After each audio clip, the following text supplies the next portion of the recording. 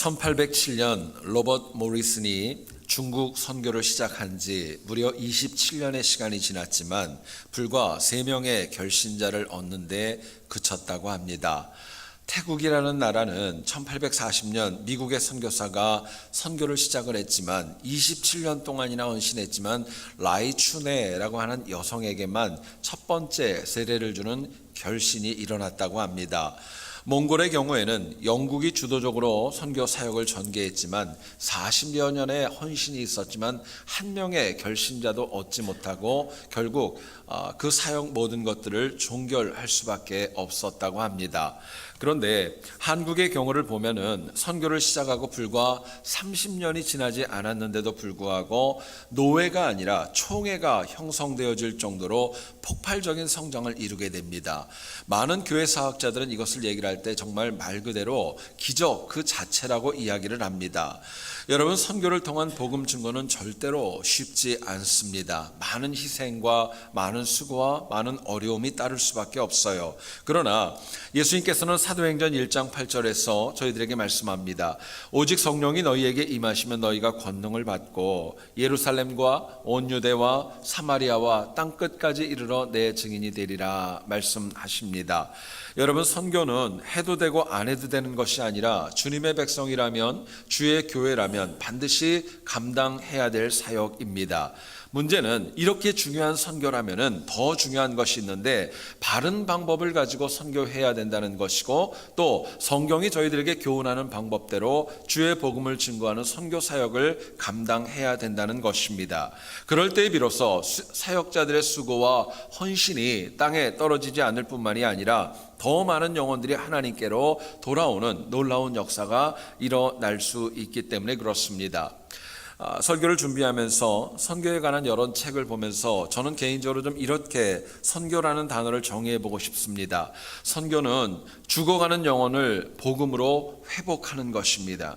뿐만 아니라 죄인을 하나님께로 되돌리는 교회와 신앙인의 모든 활동을 얘기를 할 때 선교로 정의할 수 있습니다. 그런데 많은 분들이 그렇게 생각을 해요. 해외로 나가는 것만 선교라고 얘기하지만 물론 그럴 수도 있지만 그것은 사실은 온전한 개념은 아닙니다.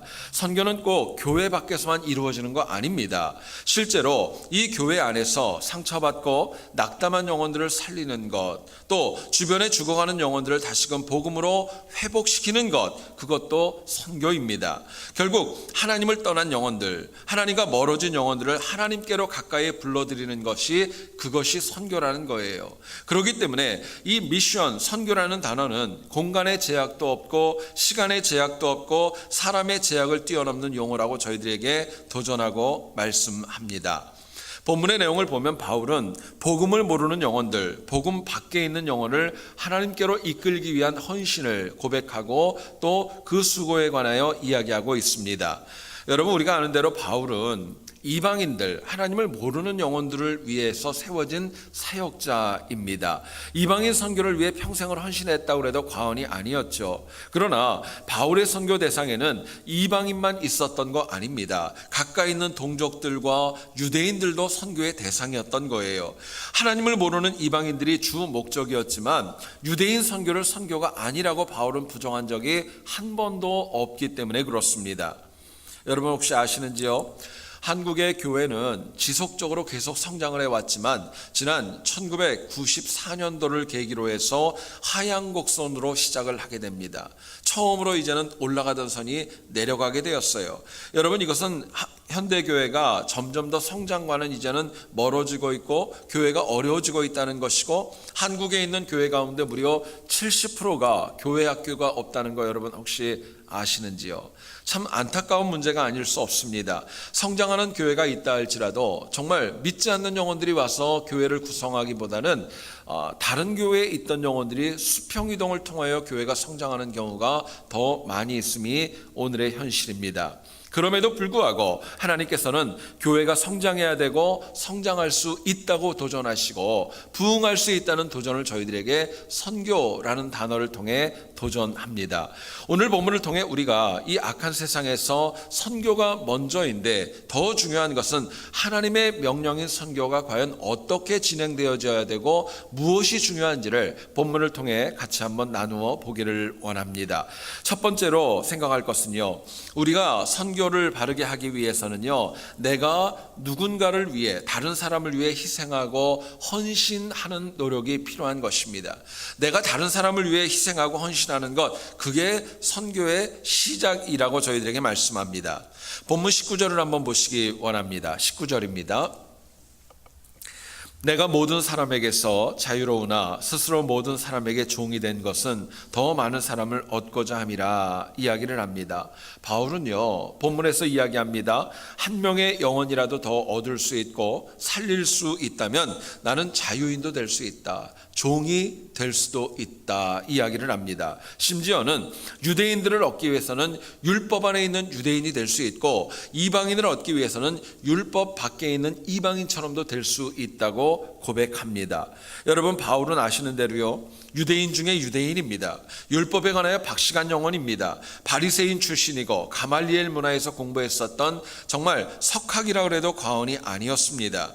그런데 죄로 죽어가는 영혼들에게 복음을 증거하기 위해서는요, 자신이 가지고 있는 모든 것들을 다 배설물로 내려놓고 자기가 가지고 있는 모든 자유까지도 내려놓고 포기하겠다고 오늘 본문을 통해 고백합니다. 본문 22절을 보세요. 이렇게도 얘기를 합니다.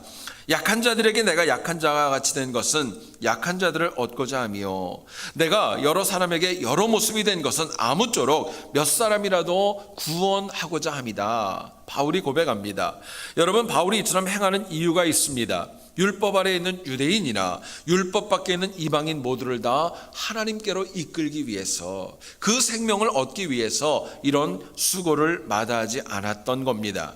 여러분, 왜 바울이 이처럼 자신의 자유와 모든 것들을 다 내려놓고 이렇게까지 희생하고 헌신하며 수고하는 것일까요? 이유는 딴 것 아닙니다. 선교를 통하여, 복음 증거를 통하여 죽어가는 영혼을 살리는 것, 그것이 하나님이 바울에게 주셨던 소명이자 비전이었기 때문이었습니다. 또 자신이 받은 은혜가 너무 크기 때문에 도저히 가만히 있을 수가 없었던 거예요.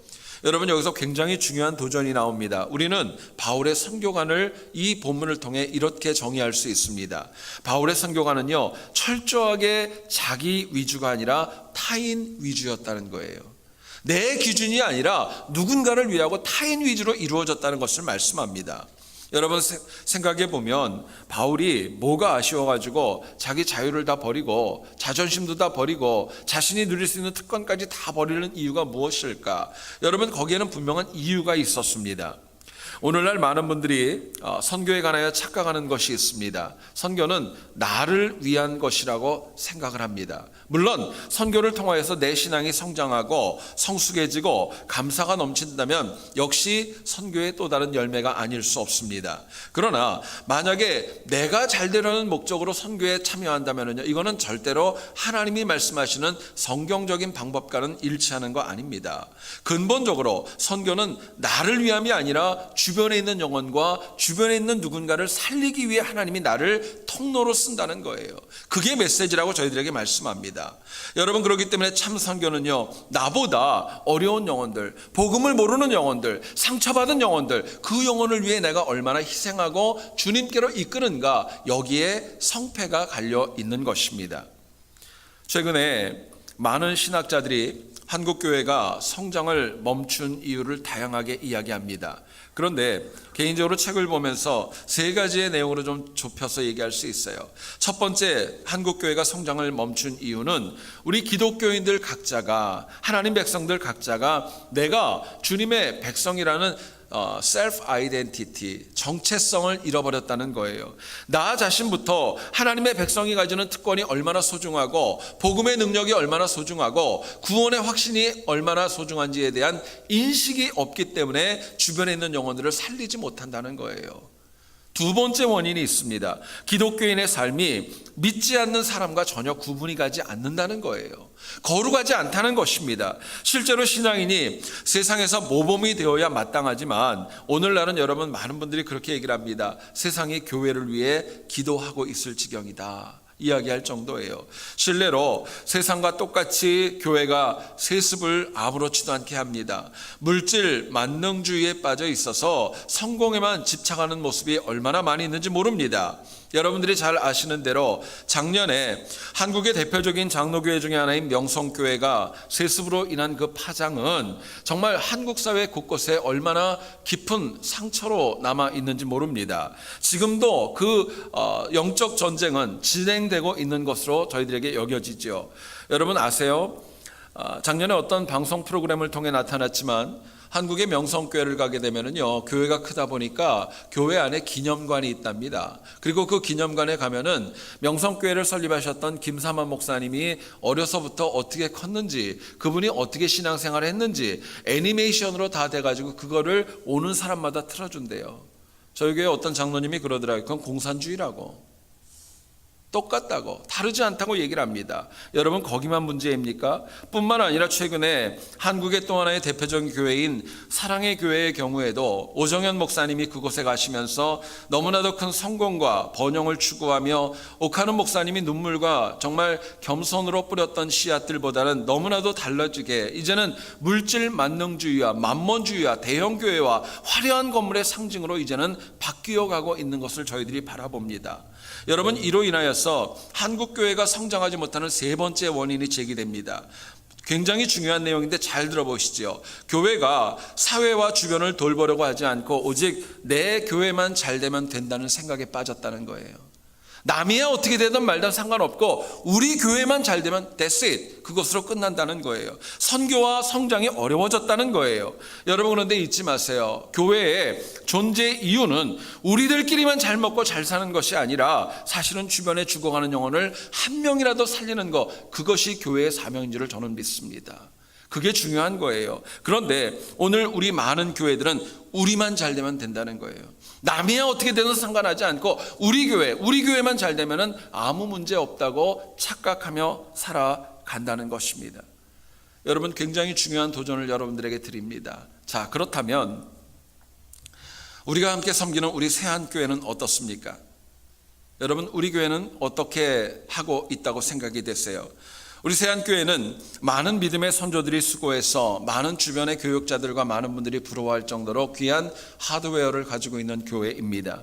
그러나 정직하게 얘기해서 과연 우리가 주변을 섬기고 주변에 헌신하는 모습이 얼마나 있나 한번 생각해보고 기도해보고 고민해봐야 될 필요가 있습니다. 우리가 정말 성장하고 부흥하기를 원한다면 무조건 퍼주자는 거 아닙니다. 우리가 감당할 수 있는 선 안에서 주변의 불신자들을 섬기고 상처받은 영혼들을 섬기고 또 그들의 필요를 채워주고 지역사회에 꼭 필요한 교회로 자리 잡을 수 있다면 하나님이 우리에게 부흥을 주실 겁니다. 성장하게 하실 거예요.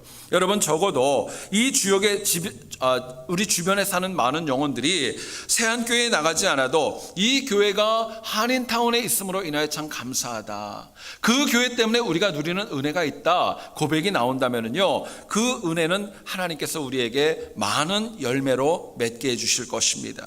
생각해 보세요. 우리가 수고해서 얻는 부흥과 하나님이 베풀어 주시고 부어 주시는 부흥 가운데 뭐가 더 크겠어요? 당연한 결과 아닙니까? 여러분 우리가 하나님의 명령대로 주변을 위해 희생하고 헌신할 때 하나님께서 절대로 가만히 계시지 않는다고 말씀합니다. 물론 다시 반복하지만 우리가 지역사회를 섬기는 거, 우리가 가지고 있는 것 이상으로 능력 밖으로 빚까지 져가면서 그렇게 하자는 거 아닙니다. 적어도 우리가 감당할 수 있는 선에서, 우리가 할 수 있는 한계 내에서 하나님이 주신 사역을 가지고 주변을 섬기고 헌신하는 노력이 우리 각자에게 필요하다는 것입니다.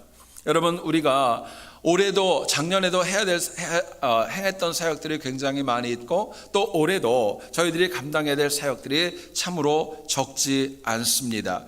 여러분 중요한 것은요, 우리 성도들이 그냥 남의 일로 보는 것이 아니라 내가 감당해야 될 일들은 감당하면서 주변과 사람을 살리는 사역에 헌신하는 노력이 저희들에게 참으로 중요하다고 도전하고 있습니다. 고린도전서 3장 7절은 저희들에게 이렇게 얘기를 합니다. 그런즉 심는 이나 물 주는 이는 아무것도 아니로되 오직 자라게 하시는 이는 하나님뿐이니라 말씀하세요. 여러분, 우리가 해야 될 것은요, 딴 것 아닙니다. 복음의 씨앗을 뿌리는 것입니다.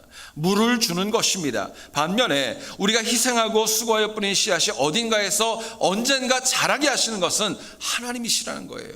하나님이 열매를 맺어간다고 말씀합니다. 그렇기 때문에 우리는 내 주변에 있는 영혼들 한 명의 영혼이라도, 때로는 나하고 관계가 없어도 그 영혼을 위해서 복음의 씨앗을 뿌리고 물을 주는 사역만큼은 저와 우리가 감당해야 될 사역이라고 말씀하는 거예요. 여러분, 실제로 우리가 희생하고 수고로 뿌린 복음의 씨앗이 다른 곳에서 좀 열매 맺고 그들이 나중에 예수를 잘 믿고 성장한다면 얼마나 감사한 것이겠어요. 결국 죽어가는 영혼을 살리는 선교는 부족에도 우리 모두의 희생과 헌신이 필요하다고 이야기합니다. 여러분, 선교를 위한 희생과 수고는요, 내가 할 수 있는 선에서 나도 동참할 수 있고 나도 감당해야 된다는 것 말씀하는 거예요. 그럴 때 하나님께서 우리의 인생뿐만이 아니라 우리 교회에도 하나님의 방법대로, 하나님의 시간에, 하나님의 사람들을 통해 성장과 부흥을 허락해 주실 줄로 믿습니다. 저는 우리가 오랫동안에 하나님께 받은 은혜와 사랑을 토대로 주변을 섬기고 할 수 있는 한 섬기고 살리는 사역에 더 많은 헌신하는 우리 모두 될 수 있기를 주의 이름으로 축원드립니다.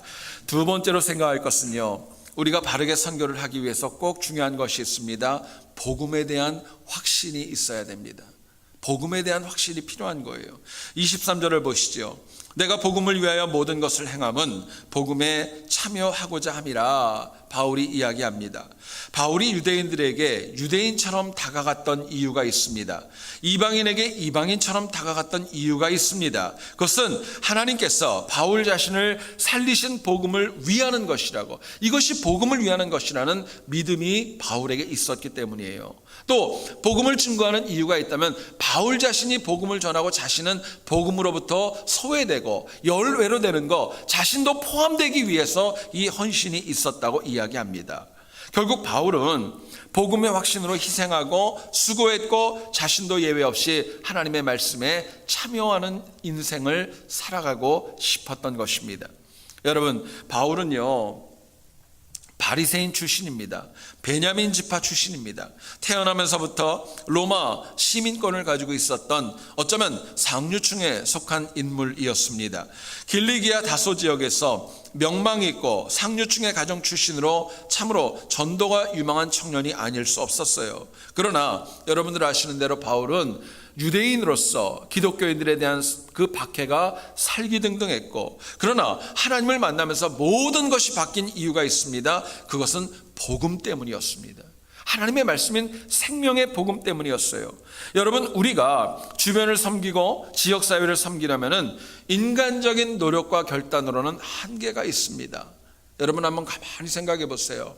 우리가 주님의 일을 할 때 나에게 은혜가 고갈되어지면은요, 복음이 소멸되어지면은요, 복음과 멀어지면은요, 모든 일들이 귀찮습니다. 버겁습니다. 힘들어지는 거예요. 마찬가지로 복음이 빠진 인간의 열정과 수고는 사람을 금방 지치게 하고 또 상처로 넘어지게 하는 특징이 그 안에 있다는 거예요. 반면에 복음에 대한 확신을 가지고 사역하는 영혼들의 특징은요, 어떤 어려움에도 절대로 굴하지 않는 열정이 있습니다. 여러분, 바울이 고린도후서 11장을 보게 되면은 복음을 전하는 가운데 당했던 아픔과 핍박과 고난이 얼마나 생생하게 기록되어져 있습니까? 선교하는 가운데 매를 맞는 경우도 적지 않았습니다. 여러분, 우리가 많은 분들이 착각하는 게 있더라고요. 매를 맞는 게 단순하게 회초리 맞듯이 그런 정도로 생각을 해요. 근데 그게 아닙니다.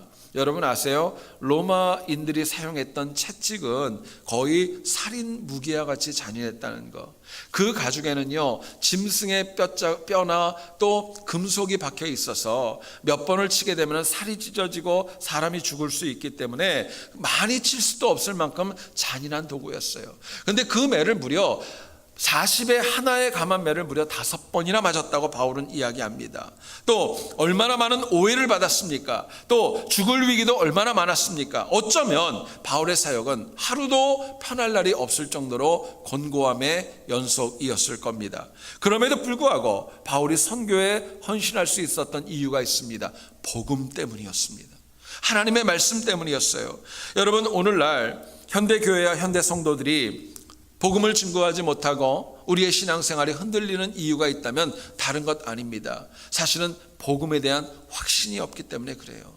말씀에 대한 확신이 없기 때문에 내가 흔들리는 거고, 말씀에 대한 확신이 없기 때문에 내가 자꾸 다른 사람들의 소리에 좌지우지될 수 있다는 거예요. 여러분, 성경과 역사를 보세요. 복음에 대한 확신이 있는 영혼은 정말 모든 일을 하든지 간에 도저히 가만히 있질 못합니다. 죽음도, 그 어떤 고난과 오해도, 핍박과 박해도, 생명의 위협이 있어도 복음에 대한 확신을 가진 자를 누구도 막을 수 없었기 때문입니다. 그리고 그렇게 복음의 확신을 가지고 헌신했던 영혼들이 다가 아니라 소수였지만 그 소수를 통하여서 복음은 점점 더 확장해 나아갈 수 있었던 것입니다. 저는 우리 세안교회가 부흥하고 또 내 인생을 통하여 주변에 있는 영혼들이 하나님께로 돌아오기 위해서는 저는 여러분들에게 복음에 대한 확신이 있기를 원합니다. 흔들리지 않는 그 믿음, 복음에 대한 굳건한 은혜, 그것이 있어야 될 줄을 믿습니다. 여러분, 복음의 확신은 딴 것 아닙니다. 성경에 나오는 모든 하나님의 말씀이 의심 없이 다 믿어지는 것입니다. 여러분, 성경의 내용이 믿어지십니까? 여러분, 이건 굉장히 중요한 도전이에요. 말씀이 믿어지는 거는요, 성령 하나님의 은사입니다. 안 믿어지는 거는요, 안 믿어지는 거예요. 또 뿐만 아니라 복음의 확신은 딴 것 아닙니다. 성경에 있는 모든 내용이 믿어질 뿐만이 아니라 그 내용이 나를 위해 기록한 것이라는 믿음. 내가 들을 때마다 찔림이 있고 감동이 있다면 그 복음은 내 안에서 역사하는 것입니다. 여러분, 나이가 많으세요? 건강이 되셨습니까? 물질적으로 좀 어려우세요? 그래도 복음의 확신이 있는 영혼은 하나님의 일을 할 수 있는 것입니다. 아직도 기회가 있는 것입니다. 역으로 복음에 대한 확신이 우리에게 없다면 어떤 일이 일어날까요? 모든 일에 의심이 있습니다. 거부감도 커집니다. 복음으로 타인을 정죄하는 경우도 있습니다. 복음을 지식적으로 알아서 결국엔 머리만 커지고 행동도 없는 영적 기형의 모습에 빠질 수도 있습니다. 또 복음에 대한 확신이 없으면은 헌신보다는 분쟁과 문제를 일으키고 다른 분들과의 계속 갈등만 야기시켜 나가는 거예요. 복음의 확신이 없으면 선교의 장애물이 될 수밖에 없고, 복음의 확신이 없으면 모든 일에 그냥 순수한 헌신이 아니라 경쟁의식이 있고 나를 나타내려는 의식 때문에 결국에는 본인도 교회도 힘들어지는 거예요. 여러분, 일례로 해외 선교를 나가도 여러분 마찬가지 아닙니까? 복음에 대한 확신이 있는 영혼과 봉사 정신으로 나가는 영혼이 임하는 태도가 같을까요? 다를까요? 여러분, 다른 거예요. 복음에 대한 확신이 있는 영혼은 나보다는 선교지를 먼저 생각하고 죽어가는 영혼들을 생각하고 그 영혼들에 대한 헌신이 있지만 봉사로 나간 영혼들은요, 그렇지 않다는 거예요. 열매가 다를 수밖에 없다는 것입니다. 여러분, 성경을 보게 되면은 막달라 마리아가 복음에 대한 확신이 있었기 때문에 평생을 많은 이야기를 들었지만 헌신하고 수고하고 또 봉사했습니다. 복음을 증거했어요. 삭개오가 복음에 대한 확신을 가졌기에 가지고 있던 재산과 모든 것들을 내려놓을 수도 있었던 겁니다. 여러분, 의사 누가를 아시죠? 누가복음과 사도행전의 기자였던 누가도 복음에 대한 확신이 있었기 때문에 안정적인 직업을 뒤로하고 사도 바울을 끝까지 쫓아다니며 이방인 선교를 위해 헌신할 수 있었던 것입니다. 여러분, 잊지 마세요. 하나님께서는 올해도 또 주님의 재림 그 시간까지도 오늘 이 시대에도 복음을 확신하고 헌신하는 영혼을 찾고 계십니다. 뿐만 아니라 하나님께서는 지금도 수많은 교회가 있지만 그 교회 가운데에서도 복음이 살아있는 교회, 복음을 믿는 교회, 복음대로 헌신하기를 원하는 교회를 찾고 있습니다. 저는 그 주인공이 여러분들과 우리 세안교회가 되기를 축원합니다.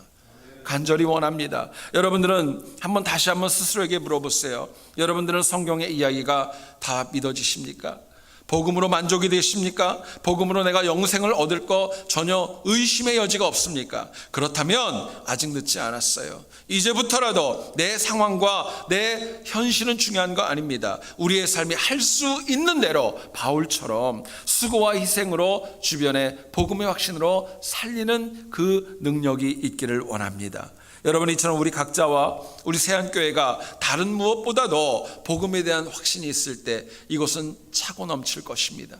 하나님의 은혜로 세워질 것입니다. 부흥과 성장도 있을 것입니다. 저는 여러분들 모두에게 복음에 대한 확신, 그리스도에 대한 온전한 신뢰, 그리고 영생에 대한 확신으로 올해도 승리할 수 있기를 간절히 소원합니다.